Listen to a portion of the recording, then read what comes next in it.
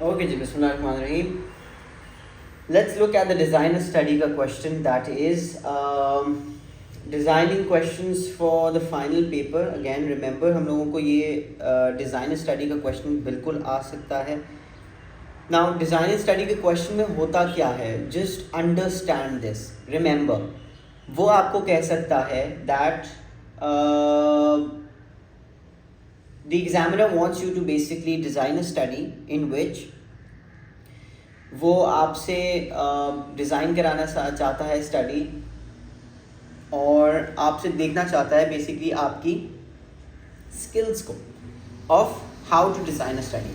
Now अब ये skills कैसे देखेगा वो, उस डिज़ाइन स्टडी के क्वेश्चन के अंदर this examiner is basically going to make you guys want to design a study जो कि एक हमारी कोर्स स्टडी की जैसी स्टडी होगी. कोर्स स्टडी का मतलब जो बैंडेरा एट अल की स्टडी है हमारे पास, या हमारे पास जो है वो बैरन कोहन की स्टडी है, एंड्राडी की स्टडी है, इस तरह की एक स्टडी होगी.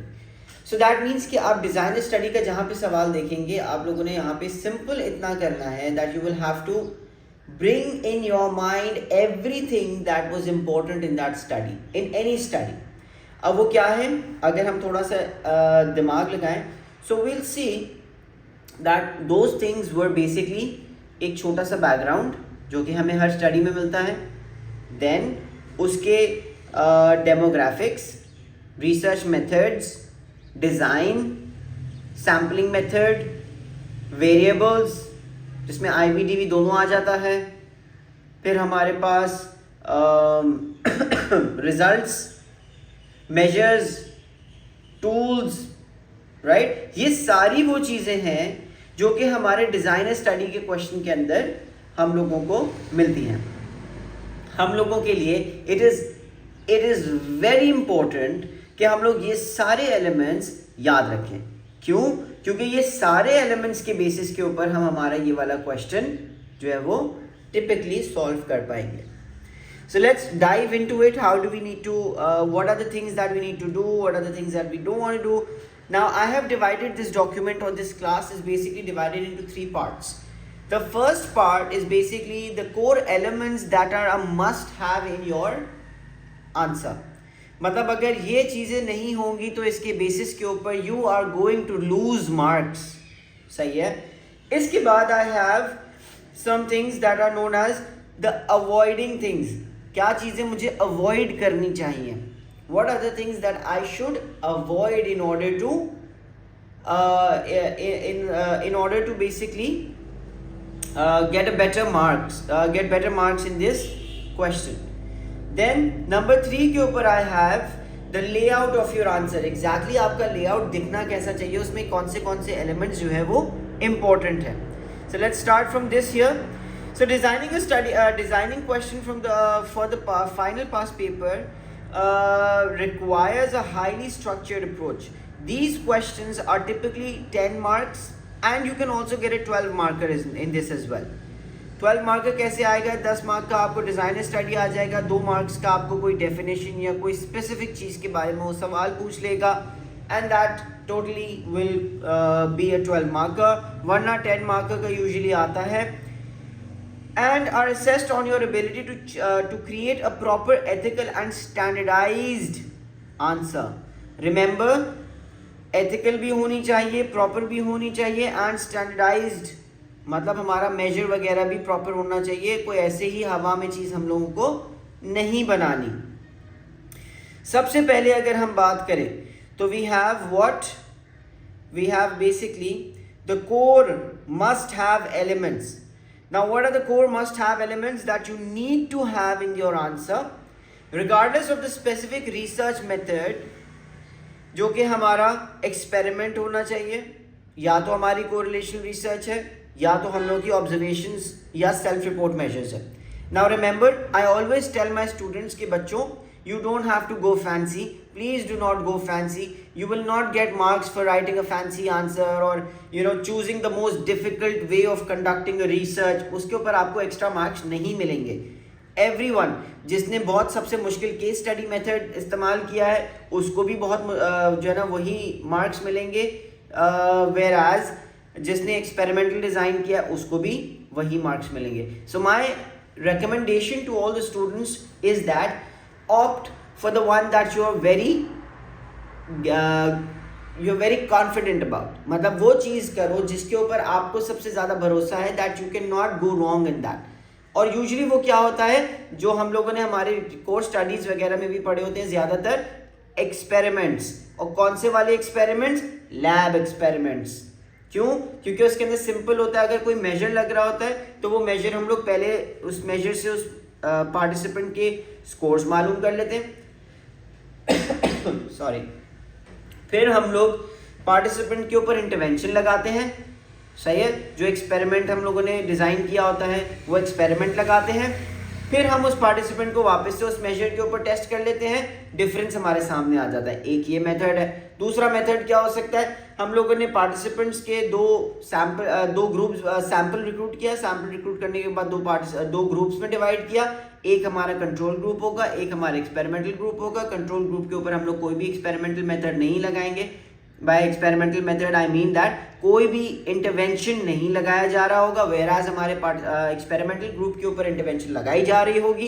And after that we are going to and along with that सबसे पहले हम लोग हमारे जो मेजर को यूज़ कर रहे हैं, फॉर एग्जांपल लेट्स से मैं डिप्रेशन के ऊपर कोई स्टडी कर रहा हूँ, मैंने डिप्रेशन के स्केल लेके उसके ऊपर लगाया, उसके मार्क्स आ गए.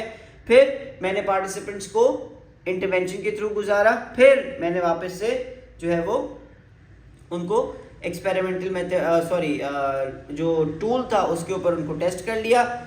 कंट्रोल पार्टिसिपेंट्स को भी इसी तरीके से किया. कंट्रोल पार्टिसिपेंट्स के दोनों टेस्ट को कंपेयर कर लिया हमारे एक्सपेरिमेंटल ग्रुप के दोनों टेस्ट के साथ. एंड हेंस हमारे पास एक अच्छा सा रिजल्ट कंपाइल हो जाएगा.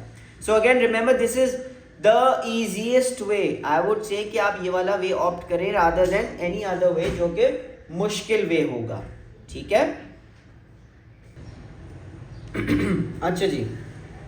उसके बाद लेट्स सी हमारे पास क्या क्या एलिमेंट्स होने चाहिए. Research methods and design. This is the foremost and the very very very important element that you should have in your research. Now remember अभी आप लेट्स से आप एक सवाल स्टार्ट कर चुके हैं. उस सवाल के अंदर आपको पूछा जा रहा है that design a study on depression या design a study on phobias and highlight the elements that have caused the participant to develop phobias of public spaces let's say. ठीक है. सो अब हमारे पास यहाँ पे एलिमेंट क्या होना चाहिए. सबसे पहले आपने ये बताना है कि आपकी रिसर्च का बैकग्राउंड क्या है, आपकी रिसर्च क्यों जो है वो कंडक्ट की जा रही है, आपकी रिसर्च कैसे कंडक्ट की जा रही है, और उसका एक let's say just 2 liners will be enough for that. After which you are going to start to write about the research method and design, जिसके अंदर आप सबसे पहले आइडेंटिफाई करेंगे आपका मेथड. क्लियरली एक्सप्लेन करेंगे कौन सा मेथड आप अप्लाई कर रहे हैं. Remember do not make this mistake by saying कि ओ मेरा मेथड तो इतना एक सेल्फ एक्सप्लेनेटरी है, because a lot of childrens do that कि वो सेल्फ एक्सप्लेनेटरी समझने के तौर पे वो दे डू नॉट हाईलाइट और explain what their exactly method is and they lose a lot of marks because of that. Because remember ये सारे कोर एलिमेंट्स हैं, इसके बेसिस के ऊपर आपको मार्क्स मिलेंगे. सबसे पहले आप आइडेंटिफाई करेंगे कि आप क्या यूज कर रहे हैं. लैब एक्सपेरिमेंट्स, नेचुरलिस्टिक ऑब्जर्वेशंस कर रहे हैं, लैब एक्सपेरिमेंट्स कर रहे हैं, आप फील्ड एक्सपेरिमेंट करना चाह रहे हैं, आप कोरिलेशनल रिसर्च करना चाह रहे हैं, आप क्या करना चाह रहे हैं. ठीक है. So you identify that. After identifying that you will then write about the design. Design क्या है. ना रिमेंबर जब आप जो है ना क्या बोलते हैं लिखेंगे ना उसके बारे में, तो आप कहेंगे, आप बताएंगे पूरा कि लैब एक्सपेरिमेंट क्यों है और क्या इसके अंदर एलिमेंट्स हैं जो कि इसको लैब एक्सपेरिमेंट बता रहे हैं. Because remember you are writing a सवाल जिसके अंदर आप पूरी एक रिसर्च प्रिपेयर कर रहे हैं. You can not leave things on ambiguous basis. You can not leave things to be understood by your examiner themselves. Then आप इसका डिज़ाइन लिखेंगे. For example specify independent measures, repeated measures या match pair designs. ये आप बताएंगे कि यहाँ पे हम लोगों ने इस स्टडी के अंदर इंडिपेंडेंट मेजर्स डिज़ाइन का इस्तेमाल किया because everyone in this study will be going through a specific situation at a time no matter what. ठीक है.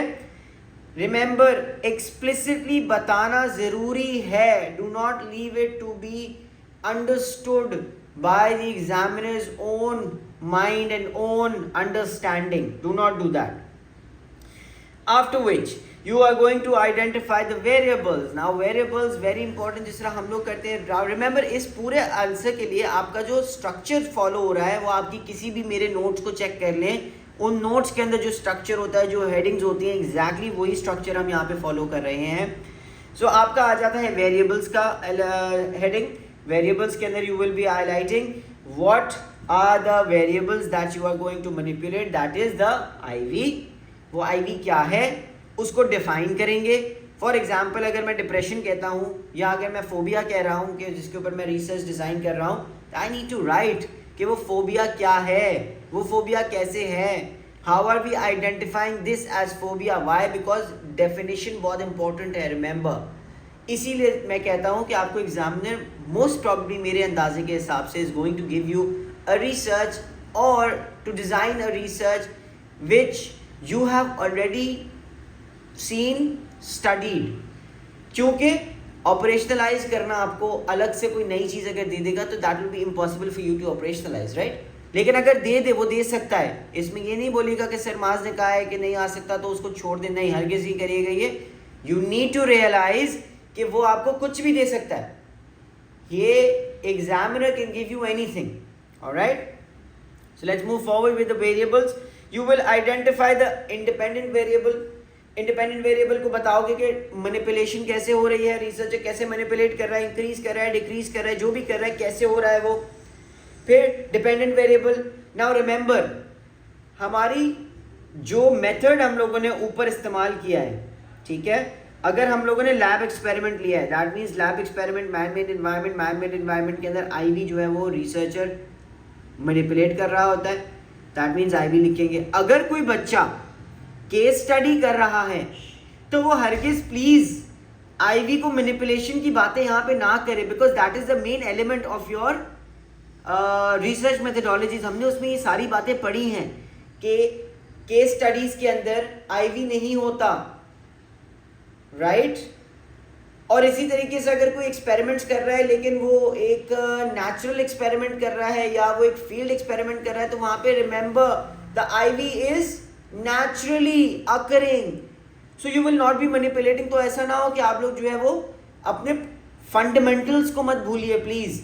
इस स्टडी में आपका सिंपल, प्लेन एंड सिंपल आपके फंडामेंटल्स टेस्ट हो रहे होते हैं मेजॉरिटी, ठीक है. मेजॉरिटी ऑफ द टाइम आपके फंडामेंटल्स टेस्ट हो रहे होंगे, रिसर्च मेथडोलॉजीज का पूरा चैप्टर टेस्ट हो रहा होगा आपका. Let's move forward. IV आपने एक्सप्लेन किया. लेट्स से हम लोग ये आइडेंटिफाई कर लेते हैं कि अभी यहाँ पे मैं एक लैब एक्सपेरिमेंट कर रहा हूँ, क्योंकि मेरी पूरी अपने सारे स्टूडेंट्स को ये एडवाइस होती है कि आप लैब एक्सपेरिमेंट करो, सबसे आसान होता है, उसमें ये सारे एलिमेंट्स भी फॉल कर जाते हैं and you all automatically are very confident about it because you been studying from the notes, जिसका लेआउट एग्जैक्टली यही रहा है, ठीक है. ओके, आगे चलते हैं.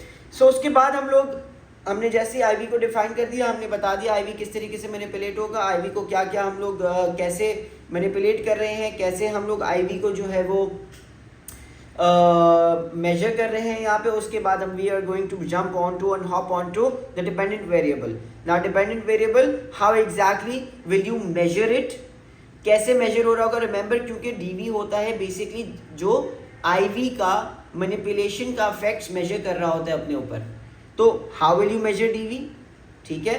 And be very specific about it also. Time in seconds, for example यहाँ पे मैंने एग्जाम्पल दी हुई है कि अगर आप स्पीड, मैं गाड़ी का एक एग्जाम्पल देता रहता हूँ आप लोगों को क्लासेस में कि गाड़ी के अंदर पेट्रोल है, जितना हम स्पीड करेंगे उतना हम लोग पेट्रोल की कंजम्पशन ज़्यादा करेंगे, राइट. सो रिमेंबर यहाँ पे बी वेरी स्पेसिफिक कि जितना स्पीड करेंगे किस तरीके से आइडेंटिफाई हो रहा है, टाइम इन सेकंड्स के अंदर हो रहा है rather than speed in seconds के अंदर हो रहा है, या स्पीड इन सेकंड्स के अंदर हो रहा है, या टाइम इन सेकंड्स के अंदर हो रहा है. You need to be very specific about things. तो DV के बारे में भी I want you guys to be very specific कि भाई हम लोग DV को इस तरीके से मेजर करेंगे. फॉर एग्जाम्पल अगर हम लोग बात कर रहे थे पेट्रोल कंजम्पशन की, so we are basically going to identify how much petrol did we utilise after the manipulation के बाद। और ये पेट्रोल की मेजरमेंट हम कैसे कर रहे होंगे? क्या हम लोग पेट्रोल गेज से कर रहे होंगे? नहीं, बिकॉज पेट्रोल गेज हो सकता है कि खराब हो सकता है हो सकता है पेट्रोल गेज हम लोगों को एक्यूरेट रीडिंग ना दे। So what are we going to do? We are basically going to empty the car tank in a container and then identify exactly how much petrol was used. So DV की measurement भी आपने बहुत clearly specifically identify करनी है कि आप DV कैसे measure कर रहे होंगे. Then remember to operationalize everything. We all know what operationalization means. To ensure every variable is defined and is measurable. Again, defined in a way that there is no ambiguity or there is no question in regard to it. ठीक है, let's move forward and let's move to the हमारा sampling and setting के ऊपर। इसी के अंदर हम आगे चलेंगे। हम लोगों ने यहाँ पे डीवी तक कर दिया है। रिमेंबर, हमेशा हमारे नोट्स के अंदर भी डीवी के बाद सैम्पलिंग का एक हेडिंग आती है। सैम्पलिंग के अंदर you need to again be very very specific about what kind of sampling method are you going to utilise. Will you use volunteer sampling method, opportunity sampling method, random sampling method? ये सारे आपको आते हैं. You've read this, you've studied this with me in the research methodologies chapter. Then उसके बाद आपने specifically जो है वो participants की details के बारे में लिखना है. जैसे हम लोग हमारे notes में पढ़ते हैं कि हमारे पास 40 participants हैं, 30 females हैं, 10 males हैं, जिसमें से हमारी age जो है वो है around 15 से लेके 20 के बीच में. एक मीन एज अगर डालना चाहो यू कैन डू दैट. ज़रूरी नहीं है वो मीन का स्कोर आपका बिल्कुल सही हो. You can make that mean score up and right के अकॉर्डिंग एंड यू नो 15 से 20 के बीच में विद मीन एज ऑफ 17.1. सही है. उसके बाद यू नीड टू आइडेंटिफाई ये कहाँ से आ रहे हैं. So basically all the demographic information about your participant is to be highlighted. Participants काले हैं, गोरे हैं. Are the participants from UK, US, Pakistan? Are the participants students, adults? Are the participants parents or children? Are the participants studying in the same institute or not? Are the participants, if working, do they have the same occupation or different occupations? Remember, हमने ये सारी चीज़ें हमारे notes में की हुई होती हैं. उसी तरीके से आपने यहाँ पे भी पार्टिसिपेंट्स की डिटेल्स को आइडेंटिफाई करना होगा. Specify the target population. Example 40 university students, age range etcetera etcetera. मैं सारे एग्जाम्पल्स दे चुका हूँ अभी आपको. अपैरेटस के बारे में इसके बाद हम बात करेंगे, जिसको हम हमारे उसके अंदर नोट्स के अंदर कहीं ना कहीं टूल्स